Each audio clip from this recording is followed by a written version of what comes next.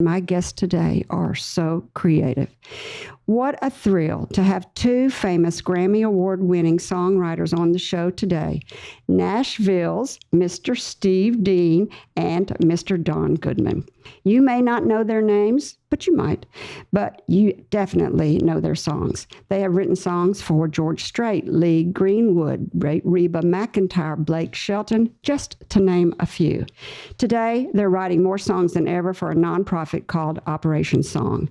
This Nashville-based organization's mission is to empower veterans, active duty military, and their families to cathartically tell their war stories through the process of songwriting. Since 2012, the organization has written over 600 songs with veterans and their families. They hold weekly workshops in Tennessee, monthly retreats in Arkansas and Georgia, and are available for sponsored group retreats throughout the U.S. Anyone can participate. A musical background is not required, only the desire of the veteran or his family to tell their story. So let's talk about the process. How do you get them started? I usually start out like, where you from? What'd your daddy do? Did you grow up in the country? Grow up on a farm? Oh, you grew up in town? Did you have paper out? The whole thing is to establish trust. I had a veteran early on. I asked him a heavy question a little too quick. He looked at me and he says, Hoss, we're going to have to build a little trust before we go there. Oh, taught you a lesson, didn't he? Yeah, baby. Taught me a big old lesson. Early on. That was early, though. Yeah. Yeah. And now we've done it so many times. But here's the deal. You go from writing with a 96-year-old college professor. You got to get to his mentality and speaking his words. What do you mean with a 96-year-old college professor? A 96-year-old, he was a college professor for 40, 50 years. Yeah. After he come home from from World War II. And his language, I stood at Nagasaki on that crystallized sand and stared at the atrocity that man had done to man. Out of all of that insanity, I found Christianity, and from the horrors of that war, I found peace. Or you go right with an 8-year-old girl, and you got to be her voice. And you go, Mama pushed me in the swing so high up to heaven where the angels fly. I want to go where daddies go and never die. Mama pushed me in the swing so high. You got to be their voice. I don't know if I'm going to do your business. All right. So they come in. How many are in a group?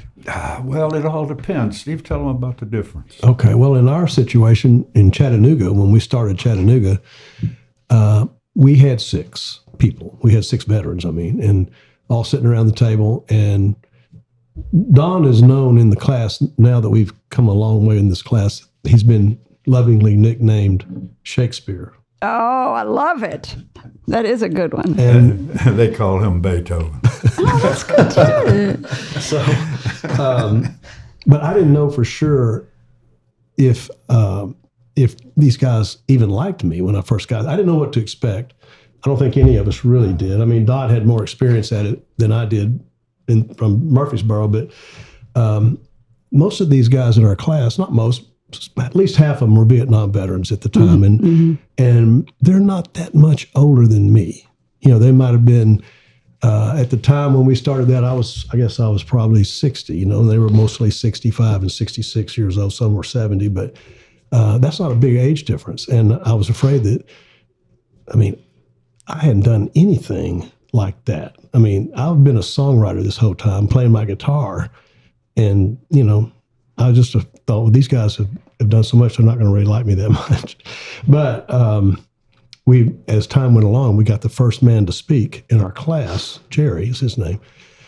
And he said, because Don said, well, does anybody have anything they want to say? And Jerry raised his hand. He says, well, I got some poems I've written.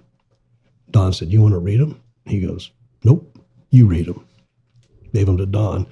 And that was how we first broke the ice, I think, in our class. And Jerry's song is a powerful song. It's called Young Jerry, Old Jerry. And he was young Jerry going into Long Binh when he flew into Vietnam. He landed at Long Binh, and he saw the soldiers coming out of the jungle. And he said, I created the old Jerry. I said, if I ever get out of here alive, I know who the old Jerry's going to be. But he says, this is one of the coolest things, I think. He says, sometimes young Jerry turns out the light while old Jerry lies awake all night. And see, that's what it's all about. So how many were in that class that you're talking about? There were 6. And how did the Veterans Administration recommend them to you? Is it part of their therapy? We got them from the vet center, and there's a vet center in most towns. And they're in there already, maybe doing some other treatments and trying to get over PTSD. And you say this might be a new way for you to add to what you're already doing. Music therapy, creative therapy. That's what I like to call it. And so they come in pretty willingly because they're already at the VA. They're already seeking help. And they're skeptical, because you hear, okay, come on, we're going to write a song that's going to help you with your PTSD. And they're like, yeah, right. I've had 15 years of therapy and 1 million pills, and that can't help. And I'm going to write a song, and that's going to make a difference. But then once that first song at the table gets written, and the next guys, and they all start crying together.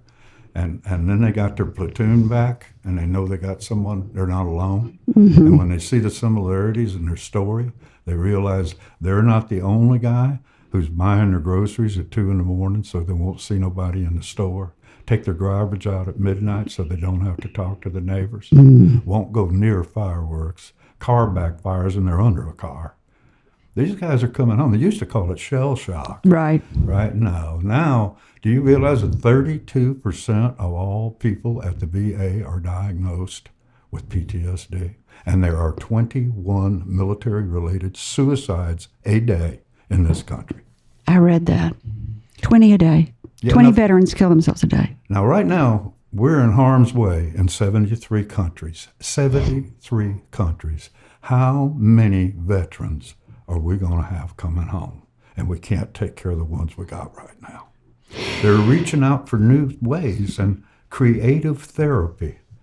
Fishing, they got healing waters. They take them fishing. It's to get them back together and give them back the squad, the platoon, the safety of knowing someone has their back. And that's what Operation Song is. That's what we've been. So it started in 2012. It's 2019 right now. So it's been around 7 years. How many? And I read 600. We're over 750 now.